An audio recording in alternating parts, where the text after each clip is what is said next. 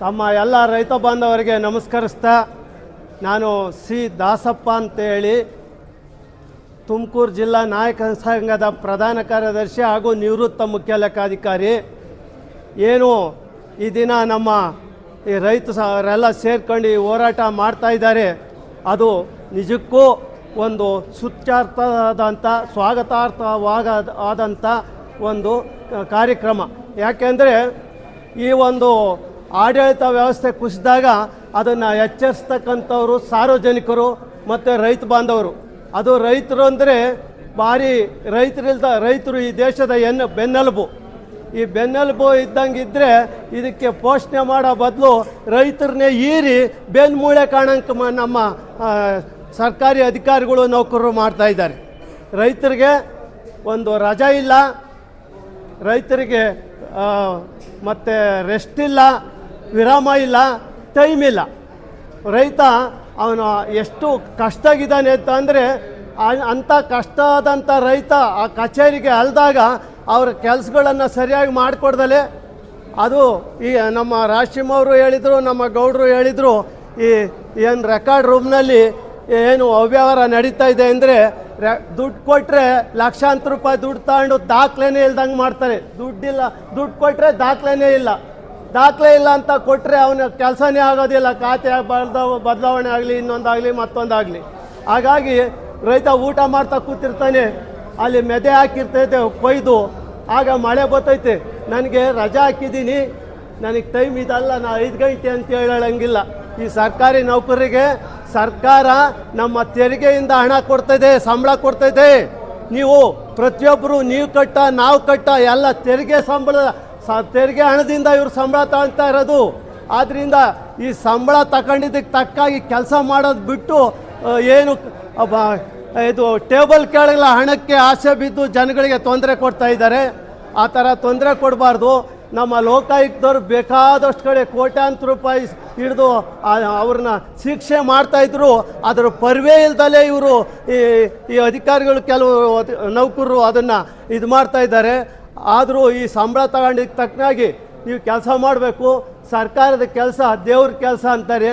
ದೇವ್ರ ಕೆಲಸ ಅಂದರೆ ಒಂದು ಶ್ರದ್ಧೆಯ ಭಕ್ತಿಯಿಂದ ಮಾಡಿಕೊಡ್ಬೇಕು. ಅದು ಬಿಟ್ಟು ಇವರು ಉಪೇಕ್ಷೆ ಮಾಡ್ತಾರೆ. ನಮ್ಮ ಗೌಡ್ರು ಹೇಳಿದರು, ಒಂದು ನಾಗರಿಕರು, ಹಿರಿಯ ನಾಗರಿಕರು 1 ಗಂಟೆಗಟ್ಟಲೆ ಕಾಯಬೇಕು ಅಂದರೆ ಅವ್ರಿಗೆ BP ಇರುತ್ತೆ, ಶುಗರ್ ಇರುತ್ತೆ, ವಯಸ್ಸಾಗಿರುತ್ತೆ, ನಿಲ್ಲಕಾಲ ಅಂಥವ್ರು ನಿಲ್ಲಿಸಿ ಈಗಿನ ಹುಡುಗರು ಆಟ ಆಡ್ತಾ ಇದ್ದಾರೆ.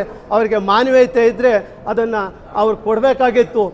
ಏನು ಒಂದು ಹಿರಿಯರನ್ನು ಸ್ವಲ್ಪ ಇದು ಮಾಡಿದರೆ ದೇವ್ರನ್ನ ಸಲ್ಲಿಸಿದಂತೆ ಅಂತೇಳಿ ಒಂದು ಗಾದೆ ಇದೆ. ಹಾಗಾಗಿ ನೀವು ಏನು ಸರ್ಕಾರಿ ನೌಕರರು ಇವತ್ತಿನಿಂದಲಾದರೂ ನೀವು ಸರಿಯಾಗಿ ಬುದ್ಧಿ ಕಲ್ತ್ಕೊಂಡು ಮಾಡಿ. ಏನು ಆಡಳಿತ ವ್ಯವಸ್ಥೆ ಈ ಥರ ಆದರೆ ಕುಸಿದೋಗಿದೆ. ಇಲ್ಲಿ ಬಹುಶಃ ಇವರೆಲ್ಲ ಹೇಳೋದು ನೋಡಿದರೆ ಯಾವುದೇ ಕಂಟ್ರೋಲ್ ಇಲ್ಲ, ಯಾವುದೇ ಸಿಬ್ಬಂದಿ ಮೇಲೆ ಹಿರಿಯ ಅಧಿಕಾರಿಗಳು ಕಂಟ್ರೋಲ್ ಇಲ್ಲ. ಇಲ್ಲೊಂದೇ ಕಡೆಗಿಲ್ಲ, ಎಲ್ಲ ಕಡೆಗೂ ಇದೇ ಪರಿಸ್ಥಿತಿ ಆಗಿದೆ. ಹೀಗಾಗಿ ಏನು ನಮ್ಮ ಬೇಡಿಕೆಗಳಿದ್ದಾವೆ, ಏನು ಸರ್ಕಾರದ ಕಚೇರಿಗಳಿಗೆ ನಮ್ಮ ರೈತರು ಮತ್ತು ಸಾರ್ವಜನಿಕರು ಬರ್ತಾರೆ, ಅವ್ರ ಕೆಲಸನ ಆಗಲೇ ಮಾಡಿಕೊಡ್ಬೇಕು ಅನ್ನತಕ್ಕಂಥ ಮನೋಭಾವನ ಇವ್ರು ಇಟ್ಕೋಬೇಕು. ನಮ್ಮ ಜನಪ್ರತಿನಿಧಿಗಳು ಏನು ಒಳ್ಳೆಯ ಹೆಸರಿದೆ, ಅವ್ರಿಗೇನು ನಮ್ಮ ಕರ್ನಾಟಕ ಸರ್ಕಾರದಿಂದ ಉತ್ತಮ ಶಾಸಕರು ಅಂತೇಳಿ ಪ್ರಶಸ್ತಿನೇ ಕೊಟ್ಟಿದ್ದಾರೆ. ಅವರು ಇಂಥವ್ರ ಮೇಲೆ ಬಲವಾದ ಒಂದು ಕಡಿವಾಣ ಹಾಕಿ ಸರಿಯಾದ ಒಂದು ಕೆಲಸನ ಮಾಡಿಸೋದಕ್ಕೆ ಅವ್ರು ಮುಂದಾಗಬೇಕು. ಮುಂದಾದರೆ ಈ ಜನಗಳ ಸೇವೆ, ಜನಸೇವೆಯೇ ಜನಾರ್ದನ ಸೇವೆ ಅಂತೇಳಿ ಅದನ್ನು ಒಂದು ಆ ಸೇವೆನ ಮಾಡಿಕೊಡೋದ್ರ ಮುಖಾಂತರ ಅವರು ಮಾಡಿಸ್ಕೊಡೋ ಮುಖಾಂತರ ಅವರು ಜನಕ್ಕೆ ಪಾತ್ರರಾಗಬೇಕು.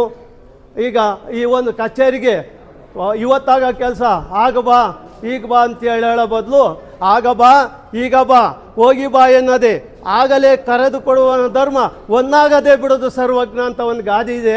ಅವತ್ತು ಅವರೇ ಆ ಕೆಲಸನ ಆಗಲೇನ ಮಾಡಿಕೊಟ್ರೆ ಅಂಥ ಖುಷಿ ಪಡ್ತಕ್ಕಂಥ ರೈತ ಅವ್ರನ್ನ ಆಶೀರ್ವಾದ ಮಾಡ್ತಾನೆ. ಇಲ್ಲಿರನ್ನ ಅವ್ರನ್ನ ಶಾಪ ಹಾಕಿ ಅವ್ರನ್ನ ಹಾಳಾಗೋಗ್ಲಿ ಅಂತೇಳಿ ಅಂದು ಹೋಗ್ತಾನೆ. ಅಂಥ ನೂರಾರು ಹಾಳಾಗೋಗ್ಲಿ ಅನ್ನೋ ಒಂದು ಉಕ್ತಿ ಹೋಗ್ಬೇಕಾದ್ರೆ ಅಶ್ವಿನಿ ಮಹಾ ಋಷಿಗಳು ಇದ್ದಂಥ ಕಾಲದಲ್ಲಿ ಎಷ್ಟು ಅಂದರೆ ಅವ್ರು ನಿಜಕ್ಕೂ ಹಾಳಾಗೋಗ್ತಾರೆ. ಅಂಥ ಒಂದು ವ್ಯವಸ್ಥೆ ಆಗ್ದಂಗಿರಲಿ. ಈ ಒಂದು ಹೋರಾಟ ಹಿಂಗೆ ಹೋರಾಟಕ್ಕೆ ಎಲ್ಲ ರೈತ ಬಾಂಧವರು ಸಾರ್ವಜನಿಕರು ಕೊಡಬೇಕು. ಇದೇನು ಯಾರ್ದು ಒಂದು ಸ್ವಂತ ಕೆಲಸ ಅಲ್ಲ, ಇದು ಸಾರ್ವಜನಿಕ ಕೆಲಸ. ಏನು ಜನಪ್ರತಿನಿಧಿಗಳು ಹೆಂಗೆ ಮಾಡ್ತಾರೋ ಈ ಸಾರ್ವಜನಿಕರು ಕೂಡ ಸಾರ್ವಜನಿಕ ಸೇವಕರು ಅಷ್ಟೇ ಕಾಣದ ಕಣ್ಮರೆಯಲ್ಲಿ ಮಾಡ್ತಾ ಇರ್ತಾರೆ. ಅವ್ರು ಕಂಡಂಗೆ ಮಾಡ್ತಿರ್ತಾರೆ. ಆದ್ದರಿಂದ ಇಂಥ ಹೋರಾಟಕ್ಕೆ ನಮ್ಮ ರೈತ ಬಾಂಧವರು ಸಾರ್ವಜನಿಕರು ಜಾಸ್ತಿ ಕೊಡಬೇಕು. ಏನು ಇಂಥ ಒಂದು ವ್ಯವಸ್ಥೆ ಸರಿಯೋಗೋವರೆಗೂ ನಾವು ಅನಿರ್ದಿಷ್ಟವಾದ ಕಾಲ ನಾವು ಇದು ಹೋರಾಟ ಮಾಡೋದಕ್ಕೆ ಇಲ್ಲಿ ಧರಣಿ ನಡೆಸೋದು ಶತಸಿದ್ಧ.